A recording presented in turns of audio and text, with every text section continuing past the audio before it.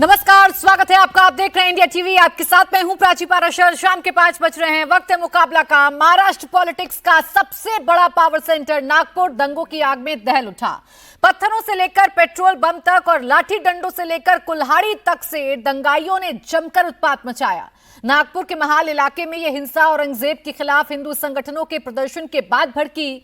बजरंग दल और विश्व हिंदू परिषद की ओर से औरंगजेब के मकबरे को ध्वस्त करने की मांग हो रही थी। हिंदू संगठनों की तरफ से औरंगजेब का पुतला जलाया गया। यहीं से एक अफवाह फैली और देखते ही देखते सैकड़ों की भीड़ जमा हो गई। दंगाइयों ने न सिर्फ तोड़फोड़ की बल्कि चुन चुनकर घरों को निशाना बनाया। 50 से ज्यादा वाहनों को आग के हवाले कर दिया। हिंसा की खबरें मिलते ही पुलिस की टीम सिचुएशन कंट्रोल करने पहुंची तो दंगाइयों ने पुलिस पर हमला बोल दिया। यहां तक कि पुलिस कर्मियों पर कुल्हाड़ी से जानलेवा हमला किया। नागपुर में दंगे की स्क्रिप्ट किसने लिखी, इस बात का खुलासा तो जांच के बाद होगा, लेकिन महाराष्ट्र में अब इस घटना ने पॉलिटिकल टेम्परेचर को हाई कर दिया है। मुख्यमंत्री देवेंद्र फडणवीस ने कड़ा एक्शन लेने की बात कही तो दूसरी तरफ विपक्ष ने महाराष्ट्र सरकार को ही दंगे का स्क्रिप्ट राइटर करार दे दिया। डिप्टी सीएम एकनाथ शिंदे ने इसे गुट की करतूत बताया तो आदित्य ठाकरे ने इसे महाराष्ट्र का माहौल बिगाड़ने की सरकारी साजिश बताया। अब सवाल यह है कि औरंगजेब के नाम पर दंगा किसने भड़काया। सवाल यह भी कि किसने बनाया दंगे का प्लान और पहले से कैसे आया पत्थर, पेट्रोल बम और दंगे का सामान। आज इन्हीं सवालों पर करेंगे मुकाबला, लेकिन पहले आपको सुनाते हैं दंगे के बाद के सियासी बयान। ही देखील चेतावणी देतो की कोणीही या ठिकाणी जर दंगा करण्याचा प्रयत्न केला त्याचा जात धर्म न पाहता त्याच्यावर कारवाई केली जाईल। नागपुर आरएसएस का गढ़ है। आरएसएस का हेडक्वार्टर मुख्यालय नागपुर में है। कोई हिम्मत कर सकता है?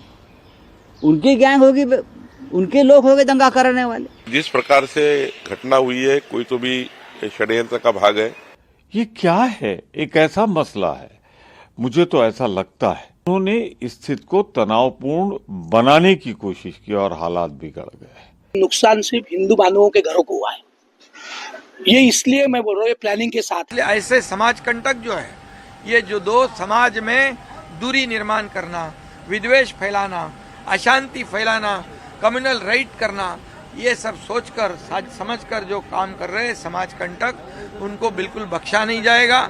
उनके ऊपर कड़ी कार्रवाई की जाएगी। ये खुद इनकी वो खुद प्रोवोकेशन किए और उनको इस बात की अपनी जिम्मेदारी का एहसास भी नहीं है कि वो मंत्री हैं, मुख्यमंत्री हैं। उन्होंने जो बोला है कि महिमा मंडन की इजाजत है, इजाजत की आवश्यकता नहीं है, क्योंकि औरंगजेब से या कि मुस्लिम का कोई संबंध नहीं है। केसेस होने वाले हैं वो हमारे युवाओं पे होने वाले हैं। भड़का भड़की जो हो रही है वो हमारे युवाओं में हो रही है। ये इनके बच्चे सारे जो है परदेश में मजा कर रहे हैं। जो हाथ हमारे पुलिसों के ऊपर उठाए, अभी उनको भी हम उनके अब्बा पाकिस्तान का अब्बा याद ध्यान में आएगा। इस तरीके का एक्शन हमारे देवा भाऊ के सरकार के माध्यम से होगा। तो इस पर जमकर सियासत भी हो रही है और इस सियासत पर एक दूसरे के खिलाफ आरोपों की बौछार की जा रही है। मेरे साथ खास मेहमान हैं, चर्चा करेंगे नागपुर की इस घटना का जिम्मेदार कौन है। प्रदीप भंडारी, प्रवक्ता भारतीय जनता पार्टी, हमारे साथ हैं। इसके साथ ही साथ विजय शंकर तिवारी वीएचपी का पक्ष रखने के लिए हमारे साथ है। महेश चौहान, प्रवक्ता एनसीपी, शरद गुट हमारे साथ हैं। अजीज खान साहब, प्रवक्ता समाजवादी पार्टी, हमारे साथ हैं। आपका भी बहुत बहुत स्वागत है। आप सभी का बहुत बहुत स्वागत है। मैं प्रदीप भंडारी जी, आप ही से शुरुआत कर रही हूँ। नागपुर सुलग उठा, एक अफवाह ने नागपुर के माहौल को बिगाड़ दिया। आपकी सरकार कह रही है कि प्री प्लान साजिश थी। सवाल मेरा आपसे ये है कि इसके लिए जिम्मेदार कौन है अगर नागपुर में कानून व्यवस्था बिगड़ी और दंगाइयों ने सड़क पर तांडव मचाया? प्राची जी, जिसने भी ये कानून व्यवस्था को बिगाड़ने की कोशिश करी, जैसे आदरणीय मुख्यमंत्री जी ने कहा, उसके खिलाफ कड़ी से कड़ी कार्रवाई होगी। लोकल इंटेलिजेंस यूनिट से बात करी गई है कि क्या इंटेलिजेंस इनफ थी। अगर किसी अधिकारी ने भी अगर लापरवाही बरती होगी तो उस पर भी एक्शन लिया जाएगा।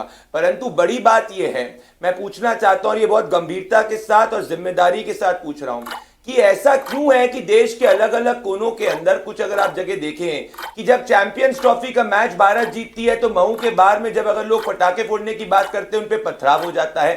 झारखंड के अंदर अगर हिंदुओं का जुलूस निकलता है तो उस पर पथराव हो जाता है। यहाँ नागपुर के अंदर भी किस तरीके से एकदम से इतने सारे पत्थर उनके हाथ में आ गए, लाठी डंडों के साथ में तलवारें थी। पुलिस वालों को कौन सभ्य नागरिक रखता है? क्या आपके और मेरे घर में लाठी डंडे पत्थर या रिवॉल्वर होते हैं या कुछ तलवारें होते नहीं होती हैं? कैसे लोग हैं जिनके एकदम से मैं हर एक मेहमान को दूंगी। आपके 60 सेकंड कंप्लीट हो गए। मेरे बहुत सारे काउंटर क्वेश्चन है जिसका जवाब आपको देना है, लेकिन सबसे पहले एक ओपनिंग रिमार्क ले लूं। अजीज खान साहब, मेरे को एक पॉइंट तो लेने दीजिए। मैं बस आ रही हूं सर, मैं 60 सेकंड सबको दे रही हूं, उसके बाद आती हूं। यही स्ट्रक्चर है शो का। अजीज खान साहब, ये 60 सेकंड आपके लिए भी हैं। क्या यही चाहते थे नेता? क्या इसीलिए औरंगजेब का महिमा मंडन किया गया था? जिस बीज को महाराष्ट्र में बोया गया, देखिए ना वो क्या गुल खिला रहा है, किस तरीके से माहौल को बिगाड़ रहा है। देखिए मैडम, 2-3 बड़ी इंपॉर्टेंट बात है कि आज बीजेपी महाराष्ट्र में पूरी तरह से जब वो घिर गई, उसके पास कोई रास्ता निकलने का नहीं रहा, तो उसने नए नए मुद्दों को उभार दिया। आज आप देखिए कि 9.32 लाख करोड़ रुपए का भार महाराष्ट्र पर है, और कहीं ना कहीं उस पर चर्चा करने के बजाय आज वो नए नए मुद्दों को जन्म दे रही है। आप खुद देखिए कि महाराष्ट्र का लॉ एंड ऑर्डर किस तरह खराब है। अभी सैफ अली खान के घर पे किस तरह अटैक हुआ, बाबा खान सिद्दीकी का किस तरीके से उनकी हत्या की गई। आप समझिए कि सलमान खान पर लगातार किस तरह हमला हो रहा है। कुल मिलाकर के आप देखें कि महाराष्ट्र की जो स्थिति है वो बहुत ही दयनीय है। कहीं ना कहीं वहां पर जो सरकार बनी है वो सरकार अपनी नाकामियों को छिपाने के लिए इस तरीके के मुद्दों को तूल दे रही है। आप खुद देखिए, ये मुद्दा नहीं है, तमाम बड़े इशू है महाराष्ट्र में, वो इशू को दरकिनार कर आज आप देखिए कि वहां पे टी राजा भी है। आप देखिए लोकसभा 60 सेकंड आपके भी खत्म है अजीज खान जी, लेकिन इस मुद्दे को जन्म किसने दिया था, इसका जवाब आप तैयार रखिएगा, क्योंकि इस मुद्दे के जनक तो आप ही के नेता हैं जिसने औरंगजेब को जिंदा किया, जिस पर इतना बवाल हो रहा है। विजय शंकर तिवारी जी, आपको भी 60 सेकंड दे रही हूँ। विरोध औरंगजेब का किया जा रहा था, लेकिन क्या इस विरोध में इन बातों का ध्यान नहीं रखना चाहिए था कि किसी और समुदाय की भावनाओं को ठेस ना पहुंचे और माहौल ना बिगड़े? ये जिम्मेदारी नहीं थी क्या हिंदू संगठनों की? नहीं प्राची, देखो, लोकतांत्रिक ढंग से आप सड़क पर खड़े होकर के अपनी मांग रख सकते हैं। देश में कोई लुटेरा दुनिया भर से आकर के भारत में लूटने वाला, यहाँ पर हत्याएं करने वाला, बलात्कार करने वाले, चाहे मोहम्मद गोरी हों, गजनवी हो, बाबर हों, औरंगजेब हों, ये एक नायक देश के नहीं हो सकते हैं। अगर ये नायक इनको बनाया जाता है तो ये कैसी विडंबना भाई। और नायक बनाने वाले कौन हैं? आप इतिहास उठाकर देख लिए, दुनिया भर में अंग्रेजों ने राज्य किया, अत्याचार किया, हत्याएं करवाई, उसके लिए ब्रिटेन ने माफ़ी मांग ली। जर्मनी में हिटलर ने लाखों लाख लोगों की हत्याएं करवा दी, जर्मनी ने माफ़ी मांग ली। लेकिन जो मोहम्मद बिन कासिम से लेकर अकबर से लेकर मोहम्मद गोरी, गजनवी, बाबर, औरंगजेब तक जो अत्याचार किए हैं, जो हत्याएं की हैं, हत्याएं करवाई हैं, और इतना ही नहीं, बलात्कार करवाया है, और बलात्कार करवाया यहाँ के पूजा स्थल तोड़वाए हैं, इनके लिए आज तक माफी नहीं मांगी है। ठीक है सर, औरंगजेब का विरोध कीजिए ना, लेकिन इस विरोध में दूसरे धर्म पर कटाक्ष करना, सवाल ये था। सर 60 सेकंड के ओपनिंग रिमार्क के लिए दो और मेहमान हैं, इनको भी 60 सेकंड दे दूं, फिर आपके पास आऊंगी। एक सेकंड विजय शंकर तिवारी जी, महेश चौहान जी, आपको भी 60 सेकंड दे रही हूँ, 60 सेकंड में अपनी बात को कंप्लीट करिएगा। कौन है जिम्मेदार? सर सरकार कह रही है प्री प्लान तरीके से माहौल को खराब करने की कोशिश की गई। औरंगजेब प्रेमी कहां से आ गए महाराष्ट्र में जो सड़क पर इस तरीके से दंगा कर रहे हैं? प्राची जी देखिए, जिम्मेदारी तो सरकार की है, शांति बनाए रखना राज्य में ये जिम्मेदारी पूरी तरह से सरकार की है। अगर सरकार इसमें विफल होती है तो उसमें विपक्ष को दोष देना सही बात नहीं है। देखिए, पहली बात तो यह है कि किसी भी तरह की हिंसा या अत्याचार या क्रूरता की हम निंदा करके सभी ने करनी चाहिए, भले ही वो 300 साल पहले हुई हो या आज हो रही हो।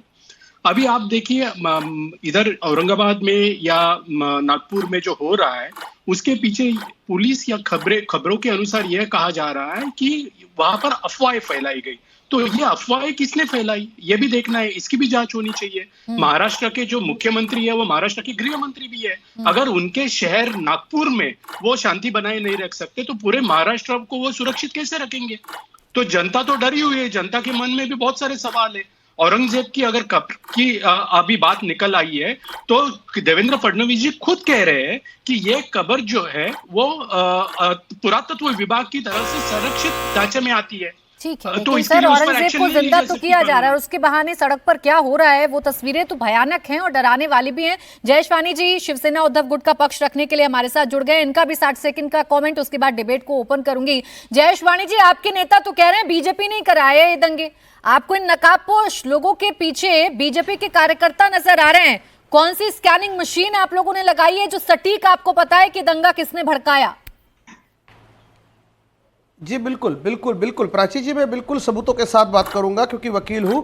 एक मुझे गाना याद आ गया, चिंगारी कोई जो भड़के उसे कौन बुझाए। उसका लिरिक्स है, मझदार में नैया डोले तो मांझी पार लगाए, मांझी जो नाव डुबोए उसे कौन बचाए। अब ये मांझी जो है ना वो सरकार है, सरकार के नेता है, सरकार के मंत्री है। नितेश राणे जिस तरीके से लगातार पिछले 2 महीनों से बात कर रहे हैं, जिस तरीके से औरंगजेब को उन्होंने फिर से एक बार कब्र से बाहर निकाला, ये औरंगजेब का नाम हम लोग तो औरंगा करके लेते हैं, उसके लिए रत्ती भर भी हमारे दिल में इज्जत नहीं है, किसी महाराष्ट्र की जनता में नहीं होगी। लेकिन सवाल यह है कि शिव जयंती के महोत्सव पर, उस दिन शिव जयंती का माहौल था, शिव जयंती उत्सव के मौके पर वहां पर पुलिस होनी चाहिए थी।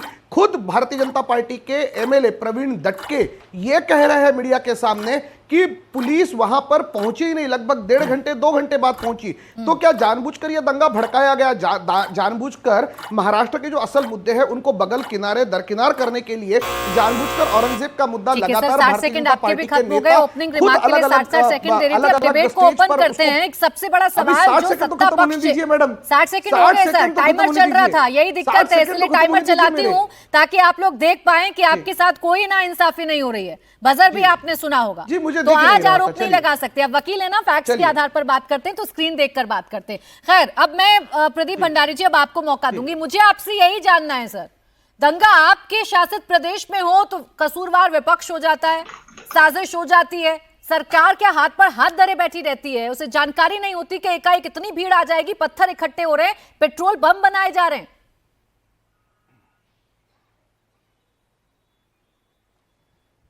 प्राची जी, सरकार को जानकारी थी, परंतु जिस भयानक रूप से ये लोग पत्थरबाजों ने पत्थर लेकर पुलिस को टारगेट करा, इसकी जांच हो रही है कि क्या लोकल इंटेलिजेंस यूनिट को ये नहीं समझ में आया, क्योंकि इन्होंने 3 डीसीपी लेवल ऑफिसर्स के ऊपर हमला करा है। कोई भी सभ्य हिंदुस्तानी नागरिक अपने घर में पत्थर और तलवार नहीं रखता, तो ये जरूर जांच होगी कि लोकल इंटेलिजेंस यूनिट को ये क्यों नहीं पता। आपका सवाल जायज है, पर ये उद्धव सेना के लोग, समाजवादी पार्टी क्यों नहीं बोल पा रहे कि पत्थरबाज गलत है? क्यों ये पत्थरबाज और नकाबपोशों के खिलाफ नहीं बोल पा रहे? अगर किसी ने इस डिबेट में किसी को उकसा दिया तो क्या पत्थर मारा जाएगा, क्या तलवारों से पीटा जाएगा? ये क्या बात कर रहे हैं तुष्टीकरण वाले लोग? हमारी जो अकाउंटेबिलिटी, एडमिनिस्ट्रेटिव अकाउंटेबिलिटी है वो फिक्स करेंगे, पर इनमें से एक भी व्यक्ति के, इन सबके ट्विटर हैंडल्स मेरे पास में, इन लोग ने शाहीन बाग के वक्त भी ये किया था, एक भी व्यक्ति ने शाहीन बाग के शर्जील इमाम के खिलाफ नहीं बोला था। आज शर्जील इमाम को सजा हो गई है, यहाँ भी एक शर्जील इमाम निकलेगा। भंडारी जी, जयेशवानी जी, एक सेकंड मुझे बात करने दीजिए पहले प्रदीप भंडारी जी से। मुझे सवाल का जवाब जानना है प्रदीप भंडारी जी से। सर एक सेकंड, प्रदीप भंडारी जी, मुझे यहाँ पर्सनल डिबेट नहीं बनाना है। प्रदीप भंडारी वर्सेस जयेशवानी नहीं करना है, मुझे आवाज डाउन रखिएगा थोड़ी देर के लिए। बेरोजगार वकील को आप समझाइए कि पर्सनल बातें ना करें। प्रदीप भंडारी जी, कोई पर्सनल बात नहीं कर रहा, सवाल का जवाब दीजिए ना। विपक्ष अगर इस घटना की निंदा कर देगा, विपक्ष अगर ट्विटर पर आकर ये कह देगा कि नकाबपोश गलत हैं, तो सब ठीक हो जाएगा। सर, ये जो आग भड़क रही है, जो मैं स्क्रीन पर दिखा रही हूं, इस आग की लपटें क्या कम हो जाएंगी? इसकी तपिश क्या महसूस नहीं होगी हमें? प्राची जी, आग भड़काना शुरू तो अबू आजमी ने करी, जो औरंगजेब के नाम पर औरंगजेब की महिमा मंडन कर रहे हैं। और अब मैं पूछता हूं, कल को हम इन नकाबपोशों को जेल के पीछे डालेंगे, जो हम डालेंगे, इनमें से ही कोई निकलेगा, बोलेगा कि देखो किसी एक समुदाय को टारगेट किया जा रहा है। इनसे आप पहले गारंटी तो लीजिए, कभी आप इनका पास्ट ट्रैक रिकॉर्ड तो देखिए। ये चाहते हैं तुष्टीकरण के नाम पे जो है इस तरीके के दंगे हो, हम तो एक्शन लेंगे। हमने स्वार्थ के लिए, याद करिए तिरंगा यात्रा जब लखनऊ में निकली की थी, एक चंदन कुमार को तो तिरंगा यात्रा निकाल रहा था, उसके ऊपर उनको जान से मार दिया गया था। प्रदीप जी, महाराष्ट्र में आपकी सरकार है, इसीलिए हर दिन दंगे नहीं हो रहे। इनकी सरकार होती तो सनातन को डेंगू मलेरिया कहते और हिंदू, मैं बता रहा हूँ, मजबूत सरकार है, इसीलिए ये लोग डर डर के एक जगह से निकले। अगर हमारी सरकार नहीं होती और इनकी सरकार होती तो सनातन को डेंगू मलेरिया एड्स और मुजफ्फरनगर जैसे दंगे होते जो 20 दिन तक चले होते। लेकिन सवाल तो सत्ता पक्ष से ही पूछे जाते हैं प्रदीप भंडारी जी, तो एक मिनट सुन लीजिए। अगर विपक्ष नागपुर में बैठकर साजिश रचने में कामयाब हो जाता है, अगर नकाबपोशों को निकालने में कामयाब हो जाता है, तो फेलियर तो आपकी सरकार का है। प्रदीप भंडारी जी, क्या कर रही थी सरकार? क्या कर रही थी लोकल इंटेलिजेंस यूनिट? यानी विपक्ष ज्यादा मजबूत है, आप कमजोर है महाराष्ट्र में। प्राची जी, आप ट्रिविलाइज कर रही हैं। मैं ये नहीं कह रहा हूं कि ये ट्रिविलाइज कर रही हैं आप, मैं कह रहा हूं विपक्ष इनको सॉफ्ट सपोर्ट दे रहा है। लॉजिकल बात मैं आपसे करता हूं, यहां पे जाके लोग उसामा बिन लादेन और अलग अलग लोगों को जाके जगह जगह हैंडल देखते, इसका ये मतलब थोड़ी कि वो आतंकवादी हमला कराते, पर सॉफ्ट सपोर्ट तो करते ही हैं। मैं यहां पे कह रहा हूं, ये तुष्टीकरण वाले नेता इनके खिलाफ क्यों नहीं बोल रहे? मैं कह रहा हूं आपको कि हम फिक्स करेंगे अकाउंटेबिलिटी। अगर इनकी सरकार होती तो आपकी जिम्मेदारी है। प्रदीप भंडारी जी, मेरा मूल प्रश्न तो यही है, जब मजबूत सरकार है तो नागपुर जैसे एरिया में जो इतना मजबूत एरिया है, जहां से बड़े बड़े नेता आते हैं, वहां पर इतनी भीड़ सड़कों पर कैसे आ जाती है? 1-1.5 घंटे तक ये तांडव कैसे होने लगता है? पथराव कैसे हो जाता है? पुलिस पर कुल्हाड़ी से वार कैसे हो जाता है? मेरा सवाल तो सिर्फ इतना भर है सर आज आपसे। रही बात विपक्ष की अकाउंटेबिलिटी की, तो जयेशवानी जी, ये सॉफ्ट सपोर्ट देते हैं क्या आप लोग? औरंगजेब का विरोध किसने किया, औरंगजेब का पक्ष किसने लिया, ये बताने की बजाय आप क्या जस्टिफाई कर रहे हैं? हाँ बोले जी प्राची, एक औरंगा का किसी ने कोई पक्ष नहीं लिया। औरंगा महाराष्ट्र की मिट्टी के लिए शाप है, औरंगा महाराष्ट्र की मिट्टी के लिए सबसे बड़ा विलन है और इसमें कोई दो राय नहीं हो सकती। औरंगा का कोई महिमा मंडन नहीं, उसको औरंगजेब तक नहीं कहेंगे, उसको औरंगा ही कहेंगे, उसकी औकात ही ये है। नंबर एक। नंबर दो, पथराव करने वाले चाहे जिस धर्म का हो, जिस मजहब का हो, जिस जाति का हो, जिस पार्टी का हो, जिस वर्ग का हो, जिस क्लास का हो, उस हर व्यक्ति का विरोध उसको उल्टा लटका के, क्योंकि वो समाजद्रोही है, वो देशद्रोही है, उसको उल्टा लटका के उसको सजा देनी चाहिए, उसको कानून के सामने खड़ा करके जो भी सजा है वो बनती है। अब मेरा सवाल यह है कि अगर आपको ये पता था कि ऐसा कुछ होने वाला है, जैसा कि प्रदीप भंडारी ने अभी कहा कि हमको पता था, फेल्योर हमारे पास इंटेलिजेंस फेल्योर हुआ है, वो आगे बढ़ा है कि नहीं बढ़ा है? अगर पता था तो क्या ये देश के गृह मंत्री, ये राज्य के गृह मंत्री की नाकामयाबी नहीं है? मैं कहता हूं कि पथराव करने वाला हर व्यक्ति मुर्दाबाद, वो चाहे जो भी हो, जिस भी समाज का हो, वो मुर्दाबाद है जो समाज में आग लगाता है। अब आप ये कहिए कि गृह मंत्री इस्तीफा दे, अगर उनका वो फेल्योर है तो एक इंसिडेंस नहीं है। प्राची मैडम, एक इंसिडेंस नहीं है, मैं इंसिडेंस गिनवाता हूं। 100 दिन हो गए, 100 दिन होगा कि चिंगारी की शुरुआत कहां से हुई, और जहां से चिंगारी की शुरुआत हुई मैं उन्हीं के पास जा रही हूं। अजीज खान जी, नीतीश राणे बात कर रहे हैं, चिंगारी भड़काई आप खबरें कर रहे थे, लपटों में तब्दील हो चुकी है। रुके एक सेकंड जयेशवानी जी, अजीज खान जी, आप खुद खबरें कर रही थी, नीतीश राणे किस तरीके से खबरें दे रहा था, आपके टीवी पर हम लोगों ने डिबेट की है पिछली बार। प्लीज बोले अजीज खान जी। जी प्राची जी, अजीज खान जी, चिंगारी तो आपने ही भड़काई ना। आज बेशक इस पर हाथ सेक लीजिए, पानी डाल दीजिए या पेट्रोल डाल दीजिए, चिंगारी तो आप ही के नेता ने लगाई सबसे पहले। देखिए प्राची जी, एक बात आप समझो कि आज जब महाराष्ट्र में बीजेपी के पास कोई मुद्दा नहीं है, वो 300-400 साल पहले की क्या स्थितियां बनी, क्या नहीं हुआ, क्या स्थितियां रही, उस मुद्दे को जिससे कोई लेना देना नहीं आज की परिस्थिति से, किसी को कोई लेना देना नहीं। मुगल हमारे आदर्श नहीं है, मुगलों से हमारा कोई लेना देना नहीं है और किसी का कोई लेना देना नहीं है।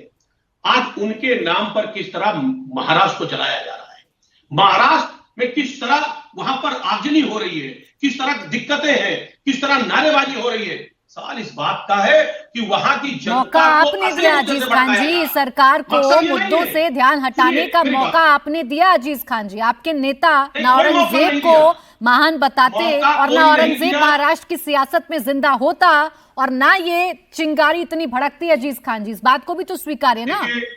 जब फिल्में बनाई जा रही हैं, मुद्दे भड़काए जा रहे हैं, मुद्दे उठाए जा रहे हैं, उस पर क्या कार्रवाई हुई? कौन सी फिल्म? ऐसे फिल्में कौन सी फिल्म अजीज खान जी? किस फिल्म पर आपत्ति है आपको? जिसका कोई नहीं, किस फिल्म पर आपत्ति है आपको? नहीं, मैं क्या कह रहा हूं सर, रुके एक मिनट, रुके सर। छत्रपति संभाजी पर अगर कोई फिल्म बनाई जाती है, उनके बलिदान को अगर दिखाया जाता है, अगर औरंगजेब ने जो अत्याचार उन पर किए थे अगर वो दिखाया जाता है, तो ये भड़काने वाली बात है क्या? हमारे पास अधिकार नहीं है कि हम अपनी हिस्ट्री जाने? नहीं, मेरी बात ही नहीं सुनना चाहिए। बताइए ना। दूसरा माहौल देगी। मेरा मतलब है कि आज की जो परिस्थिति है, मौजूदा परिवेश में आप जाइए महाराष्ट्र में, वहां पे लॉ एंड ऑर्डर पूरी तरह से फेल है। चुनाव में किस तरह गड़बड़ी हुई, तमाम सवाल विपक्ष ने खड़ा किया। आज उसको दबाने के लिए इस तरीके के नैरेटिव को सेट किया जा रहा है। आपके नेता फिर औरंगजेब के जिनको बाहर निकाल कर लाकर खड़ा कर देते हैं। जब इतने सारे मुद्दे हैं तो महाराष्ट्र में करिए ना उस पर पॉलिटिक्स, क्यों औरंगजेब पर बात करते हैं। मेरे साथ एक और खास मेहमान इस वक्त स्टूडियो में है, मोहम्मद फैज खान, मुस्लिम राष्ट्रीय मंच से हैं। रुक जाइए सर, और भी मेहमान है। जयशवानी जी, सिर्फ आप अपनी आवाज डाउन रखिए। मोहम्मद फैज खान साहब, ये जो कुछ हुआ, कुछ लोग कह रहे हैं ये प्री प्लान साजिश थी, कुछ लोग कह रहे हैं ये औरंगजेब के प्रेमी थे, कुछ लोग कह रहे हैं कि जानबूझकर औरंगजेब को सियासत में जिंदा रखने के लिए सब कुछ हुआ। आप किस तरीके से देख रहे हैं? बिस्मिल्लाहिर्रहमानिर्रहीम, रब्बिश रहली सदरी व यस्सिर ली अमरी वहलुल उक़दतन मिन लिसानी यफ़क़हू क़ौली। भारत माता की जय। प्राची जी, देखिए अभी इससे पूर्व जो वक्ता कह रहे थे मैं वहीं से बात चालू करूंगा, आपका भी उत्तर मैं दूंगा। 350 साल पहले हुआ उससे कोई मतलब नहीं है, क्यों गड़े मुर्दे उखाड़ रहे हो। तो ये कहते जाते हैं और करते जाते हैं। 1025 सोमनाथ महमूद गजनवी, 1398 तैमूर लंग, उसके बाद नादिर शाह, अहमद शाह अब्दाली, और 1919 में मोपला, फिर 16 अगस्त 1946 को डायरेक्ट एक्शन डे, फिर 1990 में कश्मीर में हिंदुओं पर अत्याचार, और 1947 का तो आपको पता ही, देश विभाजन कर दिया। तो ये इतिहास की तिथियां हैं, इसलिए इसे भूल जाओ और फिर नागपुर में दंगा कर दो और कल के शो में कहेंगे वो तो कल की बात है, उसे भूल जाओ। तो इतिहास को भुलाया नहीं जा सकता। आज भी जैसा कि आप कह रही हैं, क्या मुद्दा था? औरंगजेब प्रेमियों का ही मुद्दा था। जब देश में एक बात आ रही है कि जिन लोगों ने देश का विखंडन किया और सांप्रदायिक उन्माद फैलाया, मंदिर तोड़े, मंदिर की मूर्तियों को मस्जिद की सीढ़ियों में रखा और देश में एक बड़ा विभाजन किया, जिसका पाकिस्तान और भारत और बांग्लादेश के रूप में आज भी दिखाई देता है भारत माता के 3 टुकड़े। तो इसे भुलाया नहीं जा सकता और इसे नष्ट करने के लिए यदि बात आ रही है तो इतिहास के ऐसे कलुषित पन्नों को हटाया जाए तो इसका स्वागत होना चाहिए, जिससे देश टूटता है। अब कुछ लोग जो औरंगजेब के प्रेमी हैं, आज भी फिर कहता हूं, मुसलमानों के पूर्वज मुगल नहीं है, मंगोल नहीं है, आप भारत के ही हैं। आपके सरनेम आज भी भट्ट भाटी होते हैं, चौहान त्यागी होते हैं, राठौर होते हैं, चौधरी होते हैं। आप सऊदी अरब से नहीं आए, आप उज्बेकिस्तान से नहीं आए। आप जब जब प्रेम करेंगे औरंगजेब से, उसे मुसलमान समझकर, चंगेज खान को उसे मुसलमान यहाँ तो ये आरोप लगाए जा रहे हैं कि एक अफवाह फैलाई गई और जो हिंदू संगठन प्रदर्शन कर रहे थे उसमें कुछ ऐसी बातें कह दी गई जिससे एक पक्ष भड़क गया। लेकिन क्या इस कदर कोई भड़क सकता है कि पथराव जो सामने आ रहा है, सबको मारिए, कुल्हाड़ी से डीसीपी पर हमला कर दीजिए? ये ट्रेनिंग कहां से हो रही है? मैं सर्वधर्म संभाव वाला व्यक्ति हूं। मैं संघ कार्यालयों में भी जाता हूं, मैं विश्व हिंदू परिषद के सदस्यों के साथ भी बैठता हूं। कोई कभी भी कुरान शरीफ नहीं जला सकता, उसका अपमान नहीं कर सकता, कुरान शरीफ की आयतों का अपमान नहीं कर सकता। ये मैं कहता हूं क्योंकि मैं सब लोगों के साथ उठता बैठता हूं। हां, लेकिन देश तोड़ने वाले कुछ लोग हैं, ऐसा मौका ढूंढते रहते हैं। भारत तेरे टुकड़े होंगे वाली जो साजिश चलती है ना, कि ऐसा मौका मिला, ये सब बम, बंदूक, पत्थर और गुलेल वाला वो जो रहता है वो, और तमाम चीजें, पेट्रोल बम तैयार रखते हैं कि जहां मौका मिले देश को तोड़ने के लिए, हिंदू मुस्लिम फसाद के लिए इसका प्रयोग करते हैं। इस पर जवाब महेश चौहान जी, सरकार की जिम्मेदारी तो है सर, और वो हम तय करेंगे, सरकार से हम सवाल पूछेंगे। लेकिन जो लोग चिंगारी भड़का रहे थे, जो लोग नफरती जबान बोल रहे थे, जो लोग औरंगजेब को जिंदा कर रहे थे, क्या उनको नहीं समझाना चाहिए था कि महाराष्ट्र में ये सब मत करो, ऐसा हाल हो सकता है? प्राची जी, देखिए, चिंगारी की अगर बात है तो आज आपने महाराष्ट्र के मुख्यमंत्री देवेंद्र फडणवीस जी को असेंबली में सुना होगा। उन्होंने इसकी जिम्मेदारी किस पर डाली है मालूम है आपको? उन्होंने छावा मूवी पर इसकी जिम्मेदारी डाली है। उन्होंने कहा है कि छावा मूवी की वजह से लोगों को औरंगजेब के ऊपर गुस्सा आ गया। ये देवेंद्र फडणवीस जी का आज का असेंबली में का ये स्टेटमेंट है, अगर आपकी अभी खबरें पढ़ रही होगी तो चिंगारी अगर बन रही है, चिंगारी अगर कोई निर्माण करने की कोशिश कर रहा है तो वो दोनों तरफ से हो रही है। अगर ऐसा कहा जाएगा तो वो गलत बात नहीं है। अगर नितेश राणे जैसे मंत्री वो जिस भी समय चैनल के सामने जाते हैं या किसी कैमरा के सामने जाते हैं या किसी सभा को वो संबोधित करते रहते हैं, तभी अगर वो तुष्टीकरण की ही बात करेंगे तो उसे चिंगारी नहीं कहा जाएगा क्या? बिल्कुल कहा जाएगा। तो देखिए, बिल्कुल, जैसे कि मैंने कहा, मैंने मेरे ओपनिंग कमेंट्स में ही कहा था, जो 60 सेकंड आपने मुझे दिए थे, कि हर हिंसा या अत्याचार या क्रूरता जो अगर 300 साल पहले भी हुई है या आज भी हो रही, तो उसकी मैं निंदा करता हूँ। इसकी हम निंदा करते हैं। ये मेरे ओपनिंग कमेंट्स थे। सर, दोनों की निंदा होनी चाहिए और दोनों तरफ रोक लेना भी चाहिए ना, कि मत कहिए महाराष्ट्र में आग लग जाएगी। प्रदीप भंडारी जी, ये जिम्मेदारी आपकी है कि आप रोकेंगे, ये जिम्मेदारी आपकी है कि आप देखेंगे कि कौन असामाजिक तत्व है, कौन नफरत के बीज बो रहा है और कौन इसकी आड़ में अशांत कर रहा है महाराष्ट्र के माहौल को? प्राची जी, ये हमारी जिम्मेदारी है। इसीलिए अगर मैं आपकी टाइमलाइन की बात करूं, 6:30 की समय इवनिंग के अंदर ये पूरी की पूरी जो क्लैश है ये आगे बढ़ा था और 8:30 बजे सेक्शन 144 लागू कर दिया गया था। तो विद इन 2 आवर्स हम लोगों ने एक्शन लिया था। अगर इनकी सरकार होती तो मुजफ्फरनगर दंगे के अंदर जिस तरीके से दिनों दिनों तक उत्तर प्रदेश जलाता, ये ठीक उसी तरीके से महाराष्ट्र को जलाते। हम हमारी जिम्मेदारी के प्रति कंप्लीटली अकाउंटेबल हैं और इसीलिए 2 घंटे के अंदर हमने इसको स्थिति को कंट्रोल में किया है। परंतु ये एक प्लान्ड हुआ है प्राची जी, और इसकी भी जांच हो रही है क्योंकि ये एक पैटर्न है। मैं वापस से दोहराना चाहूंगा, आप खुद एक इतनी सीनियर जर्नलिस्ट है, आपने मऊ के अंदर जब याद करिए कि चैंपियंस ट्रॉफी हुई थी, चैंपियंस ट्रॉफी के बाद कुछ फटाके मऊ में एक मस्जिद के बाहर फोड़े गए थे, फिर भी इसी तरीके से पथराव हुआ था। इंटेंसिटी कंपैरेटिवली कम थी। यहां तो डीसीपी को इन लोगों ने लाठी डंडे और तलवारों के साथ मारने की कोशिश करी, गाड़ी जलाने की कोशिश करी। याद करिए कुछ समय पहले झारखंड के अंदर हिंदुओं की शोभा यात्रा निकाली जा रही थी। याद करिए लखनऊ के अंदर एक चंदन कुमार जो तिरंगा यात्रा निकाला था और उसके ऊपर जाके उपद्रवियों ने कार्रवाई देश में हो रही बाकी घटनाओं को देखते हुए प्रदीप भंडारी जी, आपको और सजग हो जाना चाहिए था। आपको और सजग होना चाहिए था। ये दंगा हो कैसे गया, ये जिम्मेदारी है सरकार की। कुछ लोग बिल्कुल प्रदीप भंडारी जी, जो जिन लोगों के घर पर पत्थर पड़े ना, उनको आज आप सुन लीजिए, वो डरे और सहमे हुए हैं। मैंने सुना है प्राची जी, मैंने उनको सुना है और हम उनको आश्वस्त करते हैं और हमारे मंत्रियों ने उनसे बात भी करी है और हम उनको ये आश्वस्त करते हैं कि इन सब दंगाइयों को इतना कड़ा एक्शन देंगे कि नेक्स्ट टाइम जो ये नेता भड़काएंगे, कल क्या जंतर मंतर पे भड़का रहे थे, खून की नदियां बह जाएंगी, खून दिया जाएगा, कुर्बानी दी जाएगी। तो ऐसे में लोगों को मैं कहना चाहता हूं, ये तय करना तो बड़ा मुश्किल हो रहा है। विजय शंकर तिवारी जी, मेरा प्रश्न अब आपसे है सर, औरंगजेब का विरोध करना आपका अधिकार है, औरंगजेब के विरोध में औरंगजेब की कब्र को हटाने की मांग करना भी हिंदू संगठनों का अधिकार है, लेकिन उसकी आड़ में किसी मजहब का अपमान करना, किसी को उकसाना, क्या यह गलत नहीं? प्राची, ये अफवाह फैलाना कि इन्होंने अपमान किया है, ये तो सरासर अन्याय हिंदू संगठनों पर। अफवाह फैलाई गई और अफवाह को लेकर के तलवार डंडे निकल करके आ गए, पत्थर निकल करके आ गए और दुकानें तोड़ी गई और गाड़ियां तोड़ी गई, लोगों को घायल किया गया है। हौस काजी का आपको मामला ध्यान में होगा, अफवाह फैलाई गई कि एक मुस्लिम को मार दिया है, पता चला तलवार निकल आए, डंडे निकल आए और लाठी डंडा बोतल सब निकल के आ गए, वहाँ की दुकानें जला दी गई, लोगों को मारा गया है। कुछ लोग इस देश में हमेशा तलवार लेकर के और भड़कने के लिए तैयार बैठे होते हैं, उनका कोई इलाज तो शासन ही कर सकता है। इसलिए अंबेडकर जी ने कहा था कि मुसलमानों की अच्छाई केवल इस्लाम वालों के लिए है, बाकी उनके लिए सब काफिर हैं। हम सब उनके लिए काफिर हैं, चाहे वो, मैंने पहले बताया, चाहे वो मोहम्मद बिन कासिम हो, गोरी हो, गजनवी हो, कोई भी हो, वो सब हम लोग उनके लिए काफिर हैं। तो उनका एक ही हमारे साथ इलाज करते थे।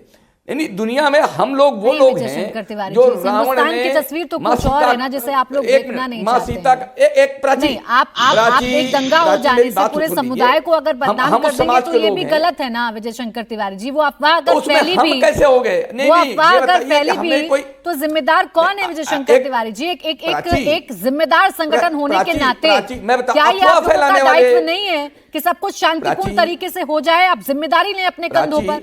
हाँ बोले ना तिवारी जी। हाँ, प्राची सड़क पर खड़े होकर के हम शासन से कोई मांग करें, ये अधिकार भी हमारा आप छीन रही हैं। यानी लोकतांत्रिक ढंग से अगर हम कोई बात करेंगे वो भी हमारा छीन लिया जाएगा। यानी वो लोग जो अफवाह फैला करके हत्याएं करते हैं, गाड़ियां तोड़ते हैं, घर जलाते हैं, वो उनके काम को हम बचाने की कोशिश कर रहे हैं। हमारे अभी एक मित्र कह रहे थे कि हम औरंगजेब की भर्त्सना करते हैं, निंदा करते हैं, लेकिन एक बात भी नहीं कही उन्होंने कि ऐसी मजारें, ये हमारे देश के नायक नहीं है। हमारा रावण हमारे देश का कोई नायक रहा है क्या? रावण को आज भी जलाते हैं, उसने काम किया था, मां सीता का हरण किया था। हम ऐसे लोगों को आज भी जला रहे हैं, तो उनकी मजारें कैसी हो? हमारे नायक नहीं हो सकते हैं। तो सरकार पर बनाइए ना दबाव। इसमें गलत क्या है? सर अब तो सरकार पर दबाव बनाइए। अब तो वो सरकार है केंद्र और महाराष्ट्र में जो शायद आपकी सुन भी सकती है, मुख्यमंत्री भी कहते हैं, लेकिन जिम्मेदारी के साथ करना होगा ना सर विजय शंकर तिवारी जी। एक दंगा होने से अगर आप पूरे समुदाय को बदनाम कर दीजिएगा तो सवाल खड़े होंगे ना। आप पूरे समुदाय को बदनाम कर रहे हैं। नहीं, हम किसका, हमने कहा ना जी कि अंबेडकर जी ने कहा था इनकी अच्छाई केवल इस्लाम के लिए है, बाकी सब इनके लिए काफिर हैं। आप कहते रहिए इनके लिए अच्छा, हमेशा भड़कने के लिए तैयार बैठे होते हैं, हमेशा इनके हाथ में तलवार रहती है। लेकिन आज तक एपीजे कलाम के लिए कुछ कहा क्या, अब्दुल हमीद के लिए कहा क्या, अशफाकुल्लाह के लिए कुछ कहा क्या? जो लोग ऐसा काम करते हैं। जयशवानी जी, सरकार तो जिम्मेदारी ले रही है ना, और प्रदीप भंडारी जी भी कह रहे हैं, उनकी पार्टी के सारे नेता कह रहे हैं कि हम एक एक को पकड़कर जेल में डालेंगे और सबका इलाज करेंगे। आप कह रहे हैं बीजेपी वाले अपने को ही पकड़ेंगे क्या? ये फिर आ रही प्रदीप भंडारी जी। ठीक है मैडम, आपको याद होगा कि हमारी पिछली डिबेट में ही, आपकी डिबेट में मैंने ये कहा था कि अबू आसिम आजमी और ये भारतीय जनता पार्टी की बी टीम है, ये महाराष्ट्र का माहौल भड़काने वाली है। ये 10 दिन पहले की बात है, मेरे ट्विटर पर मैंने वो क्लिप उतना अपलोड भी किया है। आप जी हेलो बोले जय। तो ये मैंने 8-10 दिन पहले ही कहा था, और उसका अनुभव अभी आपको आ रहा है, क्योंकि लगातार उसके बाद जिस तरीके से नीतीश राणे ने बयानबाजी की, उसका फलस्वरूप ये हुआ कि महाराष्ट्र में दंगा हो गया। क्या ये जिम्मेदारी दोनों पक्षों की नहीं है? क्या ये सरकार पक्ष की ज्यादा जिम्मेदारी नहीं है कि अगर कोई गलत काम करता है तो उसको उठाकर जेल में डाल दिया जाए? क्या अबू आसिम आजमी को तुरंत जेल में नहीं डाल देना चाहिए था कि उसने गलत बयानबाजी की, औरंग्या जैसे नीच व्यक्ति का उसने समर्थन किया, या उसके बारे में कुछ अच्छा कहा, इसलिए क्या उठा के उनको जेल में तभी नहीं डाल देना चाहिए था? क्या सरकार पक्ष के लोगों ने अपनी जबान पर कंट्रोल नहीं करना चाहिए था, क्योंकि वो सरकार में बैठे हैं, कि ऐसे देश ऐसे समाज विघातक कृत्यों से वो दूर रहे और किसी भी दो समुदायों में नफरत ना फैले, किसी भी माहौल किसी भी तरीके का खराब ना हो, इसके लिए कोशिश करें? कि ये सरकार की जिम्मेदारी नहीं थी? क्या कदम उठाए सरकार ने, क्या किया पिछले 15 दिनों से सरकार ने? सबसे आखिरी सवाल मैडम, सबसे आखिरी जवाब मैडम, मुझे ये कहना है कि जो लोग आज इस बारे में बात कर रहे हैं, आपने देखा होगा कई जगह पर तो सन 1857 के जो सुपर हीरो है बहादुर शाह जफर, उनकी तस्वीर औरंगजेब करके जला दी गई। मेरा ये कहना है कि कम से कम आप इतिहास पढ़ा तो लिया, कि जो मुझे जाहिल कहते हुए भंडारी जी को बहुत अच्छा लगा होगा, वो तो भंडारी है, वो तो कुछ भी कह सकते, भाजपा के हैं, उनको तो सारा ज्ञान है, लेकिन बावजूद इसके कि आपने लोगों को कम से कम ये समझाइए कि हमारे हीरो बहादुर शाह जफर जैसे लोग हैं, उनकी तस्वीर ना जलाएं। प्रदीप भंडारी जी आप जवाब दीजिएगा, लेकिन एक बात जो अजीज खान जी की पार्टी के लिए कही है जयशवानी जी ने, एक जवाब मुझे चाहिए अभी अजीज खान जी से। अजीज खान जी, जेल जाना चाहिए अबू आजमी साहब को, कह रहे हैं जयशवानी, कह रहे हैं जयशवानी कि अबू आजमी ने जो कहा वो सरासर गलत था और वो बीजेपी की बी टीम बन गए।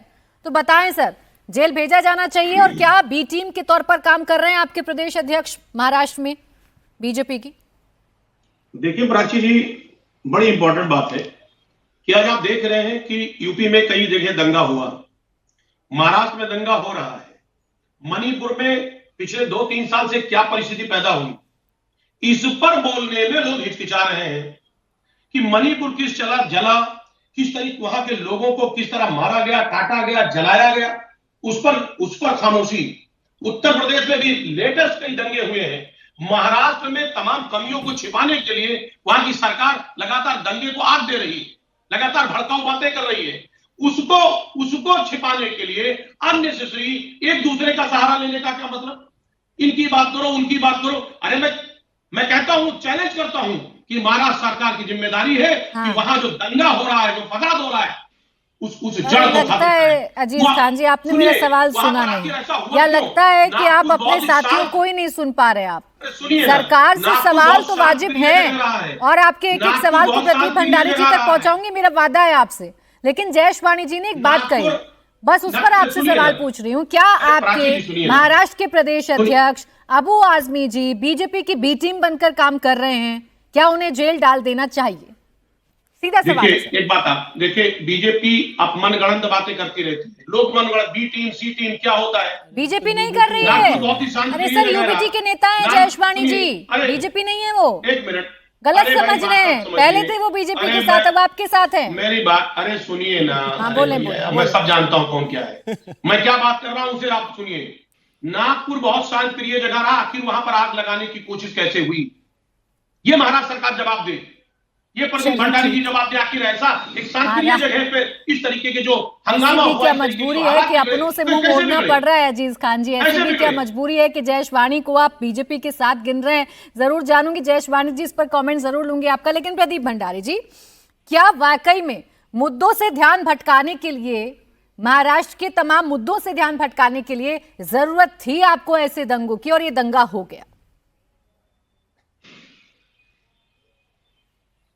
प्राची जी, पहले तो मैं स्वागत करता हूं कि जयश्वानी जी कह रहे हैं कि संजय राउत के खिलाफ एफआईआर होनी चाहिए और संजय राउत को जेल भेज देना चाहिए, क्योंकि संजय राउत ने औरंगजेब के मजार को शौर्य की बात करी थी। औरंगजेब को कल ही संजय राउत ने कहा था ये वीरता का प्रतीक है। ये रहा संजय राउत का वीडियो।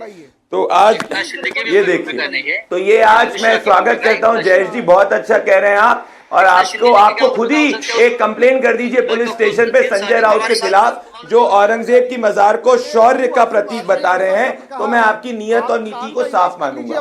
पॉइंट नंबर 1, अरे सुनो ना भाई, आपका बड़ा अबू आदमी तो संजय राउत हो गए ना, अब बड़े अबू आदमी तो संजय राउत हो गए।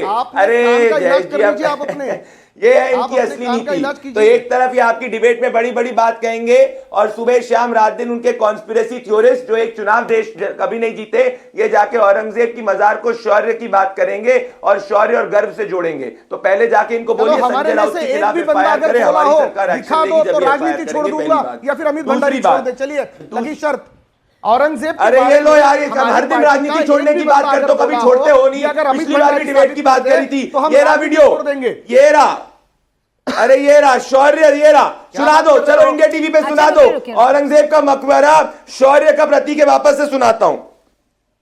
ये रहा, कोई भूमिका नहीं, औरंगजेब का प्रतीक, एकनाथ शिंदे की भी कोई भूमिका नहीं है, या अमित शाह की भूमिका है एकनाथ शिंदे को। आपने मुंबई में एकनाथ शिंदे जी की क्या भूमिका हो सकती है उसमें? कल तक तो 3 साल तक हमारे साथ रहे, उनको मालूम है क्या भूमिका है। शौर्य का प्रतीक है, शौर्य का प्रतीक है, सुन लिया, वापस से सुनाओ। अरे हाँ, शौर्य का प्रतीक है बाबा, मराठों के शौर्य का प्रतीक है। सेकंड पे बोलते थोड़ा शौर्य का प्रतीक है। कान के साथ साथ दिमाग का इलाज कर लो भंडारी जी, कान के साथ साथ दिमाग का इलाज कर लो। चले पर्सनल डिबेट में नहीं जाते हैं। मुझे डिबेट प्रदीप भंडारी वर्सेस जयश्वानी नहीं बनाना। मुझे जानना है कि दंगा कैसे बढ़ता। दोनों की आवाज पहले एक बार कम करिए, दोनों की आवाज कम कर दीजिए पहले प्लीज। जयश्वानी जी, प्रदीप भंडारी जी, इसे पर्सनल नहीं बनाते। आइए लौटकर महाराष्ट्र पर आते हैं, मैं नागपुर पर आती हूँ। जयश्वानी जी की आवाज थोड़ा कम रखिएगा। प्रदीप भंडारी जी, अगर विपक्ष आपसे सवाल पूछता है कि आपने वक्त रहते माहौल को कंट्रोल क्यों नहीं किया, तो गलत कहाँ है विपक्ष? सही पूछ रहा है ना आपसे महेश चौहान जी। अगर कहते हैं कि माहौल बिगड़ रहा था, तो आपने क्यों नहीं तैनाती की अधिकारियों की? 144 प्राची जी, 2 घंटे के अंदर सेक्शन 144 लागू हुआ। 2 घंटे के अंदर आप देश के अलग इनकी सरकारों का ट्रैक रिकॉर्ड उठा के देख लीजिए। 2012 में 100 से ज्यादा दंगे हुए थे। मुजफ्फरनगर दंगा कितना समय समाजवादी पार्टी को लग गया था कंट्रोल करने के लिए। हमने 50 लोगों को अरेस्ट ऑलरेडी कर दिया है। हमने सीसीटीवी फुटेज के हिसाब से आइडेंटिफाई करना शुरू कर दिया है। विद इन 2 आवर्स हमने सेक्शन 144 लागू करके किया है। अब इतने बड़े उपद्रवी इतना सारा पत्थर लेके आए कि 2 घंटे के अंदर ये मासूमों के ऊपर, पुलिस वालों पे हमला कर रहे हैं, तो इनको तो हम सख्त से सख्त निपटेंगे, बिल्कुल निपटेंगे। कल जंतर मंतर पे भड़का कौन रहा था प्राची जी कि खून की नदियां बह जाएंगी, कुर्बानियां चले जाएंगी? प्रदीप जी सुनिए ना, आप जो कह रहे हैं उस बात से मैं इनकार नहीं कर रही। आपने 2 घंटे में कार्रवाई करनी शुरू कर दी। पैसे और उपद्रवी जो हैं वो आप चिन्हित कर लिए हैं। आप सीसीटीवी की मदद से उनके चेहरे पकड़ रहे हैं, उनको पकड़ लेंगे, ठीक है, मैं तो कह रही हूं अच्छी आप कार्रवाई करिए। लेकिन मेरा सवाल तो सर आपसे ये है कि एकाएक इतनी भीड़ इकट्ठा हो गई सड़क पर, पेट्रोल बम थे उनके पास, वो गाड़ियों पर लाठी डंडों से प्रहार कर रहे थे, वो पत्थर मार रहे थे, वो कुल्हाड़ी से डीसीपी को घायल कर रहे थे। कहां थी लोकल इंटेलिजेंस यूनिट? अगर ये प्री प्लान था सब कुछ, तो पत्थर कैसे इकट्ठे हो गए सर? ये लोकल इंटेलिजेंस यूनिट से जवाब मांगा गया है। तो जब ये लोकल इंटेलिजेंस यूनिट के अधिकारी देंगे कि क्या उनके पास इसकी इंटेलिजेंस कितनी थी क्या नहीं थी, उसके हिसाब से उचित कार्रवाई होगी। मैं तो खुद ही कह रहा हूं प्राची जी, मैं आपके इस क्वेश्चन को डक थोड़ी कह रहा हूं। मैंने अपने ओपनिंग स्टेटमेंट में दिया कि स्टेटस रिपोर्ट मांगी गई है कि क्या वहां पर लोकल थाना को ये नहीं पता था कि इतने सारे पुलिस और कितने सारे पत्थर इकट्ठे हुए।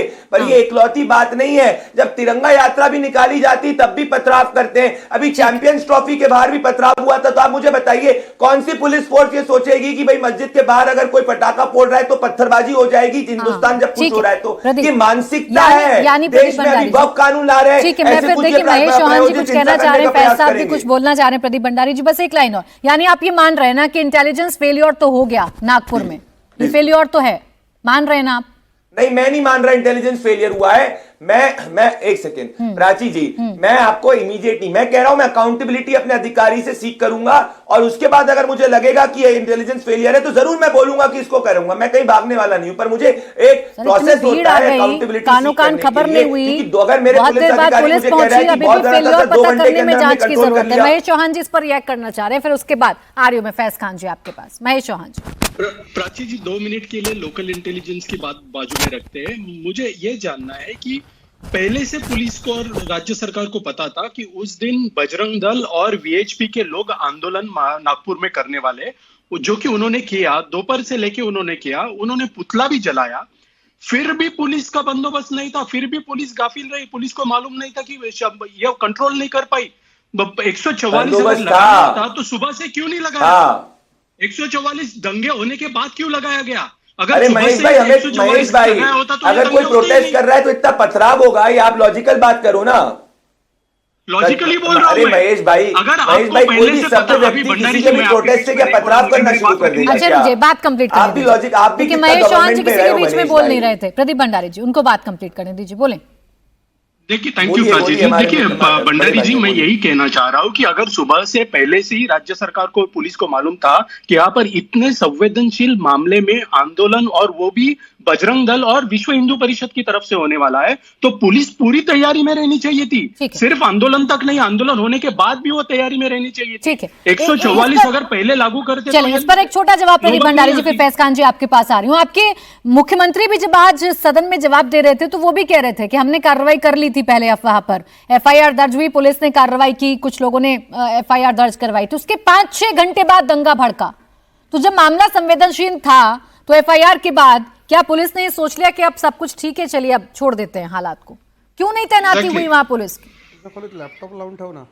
नहीं, पुलिस नहीं, प्राची जी, पुलिस तैनात थी, पुलिस ने बिल्कुल छोड़ नहीं दिया। अगर पुलिस छोड़ दी होती और पुलिस प्रिपेयर्ड नहीं होती तो 2 घंटे के अंदर किस तरीके से एक्शन नहीं लिया जाता, बताइए। 2 घंटे के अंदर दंगा कंट्रोल हुआ है, with in just 2 hours section 144 लागू करके।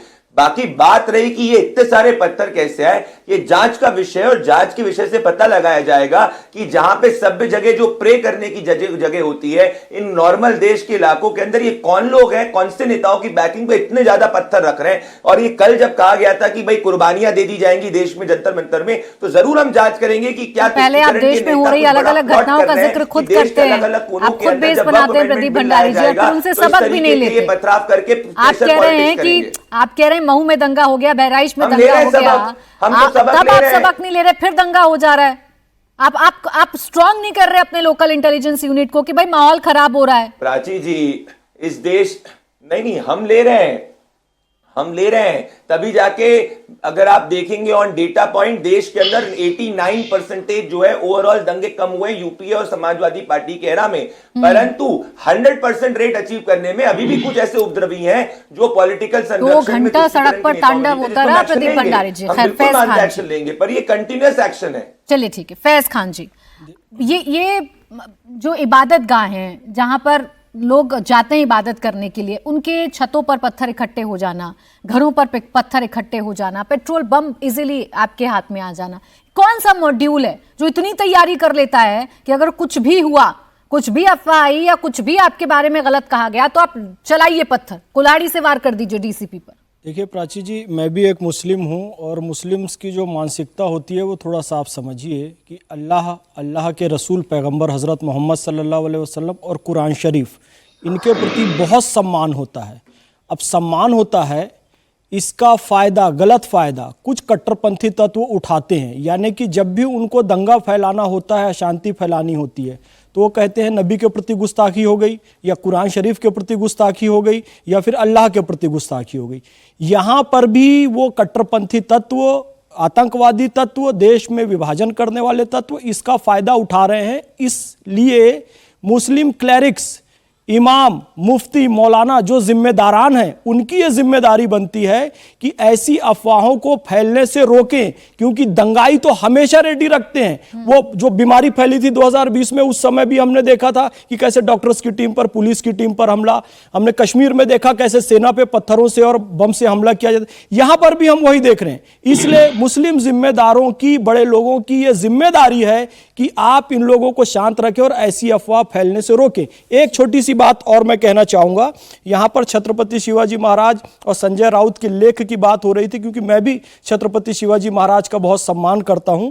तो संजय राउत ने यह लिखा है कि औरंगजेब की कब्र छत्रपति शिवाजी महाराज के शौर्य का प्रतीक है। मैं इस बात से सहमत इसलिए नहीं हूं क्योंकि छत्रपति शिवाजी महाराज के शौर्य का प्रतीक रायगढ़ का किला है, जहां उन्होंने छत्रपति की उपाधि धारण की थी। कल्याण का किला है जहां 16 साल की उम्र में विजय प्राप्त उन्होंने की थी, औरंगजेब नहीं। सवाल है। बहुत बहुत शुक्रिया आप सभी का हमारे साथ आज के इस कार्यक्रम में जुड़ने के लिए। बहुत बहुत शुक्रिया आप सभी का।